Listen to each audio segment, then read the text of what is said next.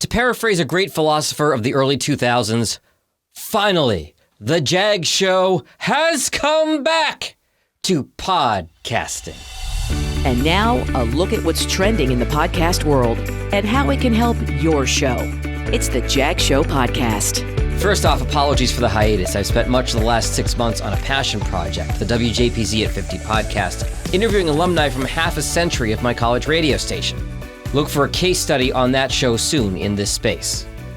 Also, on Tuesday, April 4th, I'll be co-presenting How to Launch a Podcast with my client, Angela Buccellato of the Resume Rescue.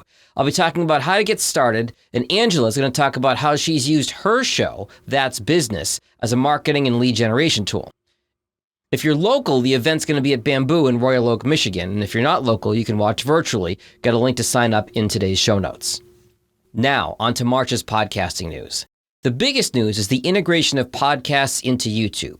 YouTube is one of the top discovery methods of podcasts, and I've long said that even if your show is audio only, it still needs to live there for SEO purposes. Well, if you've organized your episodes into a playlist on YouTube, you can now categorize that playlist as a podcast. Also, YouTube's got some great analytics available to creators, from watch time to device type and operating system, as well as the traffic source they came to YouTube from.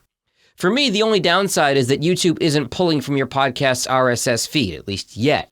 So the YouTube metrics and your podcast download numbers are going to have to remain separate, at least for now.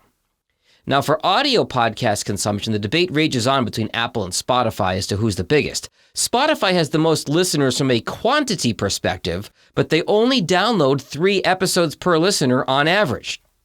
Apple's listeners download an average of 30 episodes. So more listeners on Spotify, more consumption on Apple. Edison Research's annual Infinite Dial study was released in early March, probably the most important analysis in podcasting, in my humble opinion. Key takeaways: after a bit of a dip during COVID, podcasting is back on the upswing, and this, of course, relates to the return of commutes. 2/3 of Americans aged 12 and up have listened to a podcast. Almost half have listened this month, and 1/3 have listened in the last week. Get a link to the full Infinite Dial Study 2023 in today's show notes. The Podfast Global Summit happening as we speak this week. You can find more at podfestglobal.online. And some fun tools I've been playing with for podcasters include Pod Squeeze, which uses AI to generate show notes, summaries, and social media content from your uploaded audio file. I tried it this morning. Pretty good, but like most AI, not nearly as good as a human doing it the old-fashioned way. Auphonic, Auphonic, is a popular online production tool. They've revamped their system. And Podfast, F-A-S-T, is an app that's coming soon, which will deliver short audio summaries of longer podcasts, kind of like a Cliff's Notes version. They claim it's totally legal. We'll see. Here's my key takeaway about all this AI stuff. The AI continues to get better and better, and the list of potential tools for podcasters keeps growing. But we aren't yet at set it and forget it levels. We'll get closer, but we'll never be all the way there. The best thing for you to do as a podcaster is see which of these tools can cut down your production time for your podcast, but check and tweak everything. I hope you continue to be well, and we'll see you next Tuesday in Royal Oak. Later!